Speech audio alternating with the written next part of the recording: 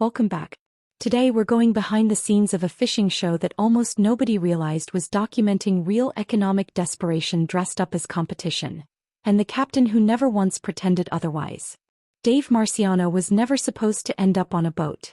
His father worked in insurance. His sisters worked in insurance. The entire family blueprint pointed toward an office somewhere in Gloucester, Massachusetts. But his mother took him fishing at local ponds as a small child, and by 11 he wasn't just hooked in a cute hobby way. He was already organizing his whole life around it. He skipped college entirely, worked party boats through his teens, spent time in Key West, and eventually caught his first bluefin tuna around age 20, hauling it in the old-fashioned way by hand line, no shortcuts. He worked his way up, earned his captain's license and bought his first boat, the Angelica Joseph. Sank. A wooden lobster boat that lost a plank and went under, saved only because another fisherman happened to be nearby. He replaced it with a fiberglass-hulled vessel he named the Hard Merchandise. Half a description of his product, half a Star Wars reference he and his daughter had bonded over. When National Geographic came looking for captains to build Wicked Tuna, around in 2012, Dave wasn't even at the top of their list. He ended up connecting with audiences anyway, precisely because he wasn't performing anything. Gravelly accent, shaved head, completely no nonsense.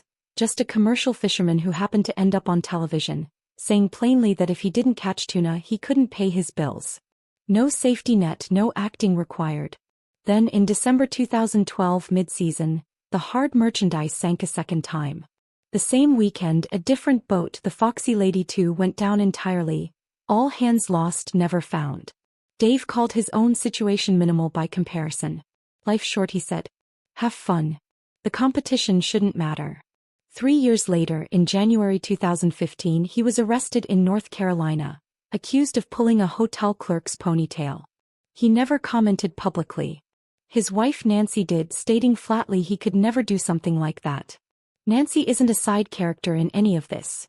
Together for over 30 years, she holds a Massachusetts state record for the largest striped bass ever caught by a woman, and runs the business side of their operation while Dave works the water. Their 3 children, Angelica, Joseph and Eva Rose, have all fished alongside him over the years. By season 8 he handed the Hard Merchandise to his son Joe and took over a different boat, the Falcon, for 2 seasons that weren't his strongest on the show.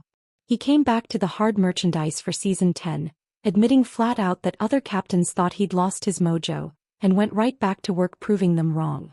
When Wicked Tuna ended in 2024 after 13 seasons, Dave summed up the entire experience in one line on a podcast.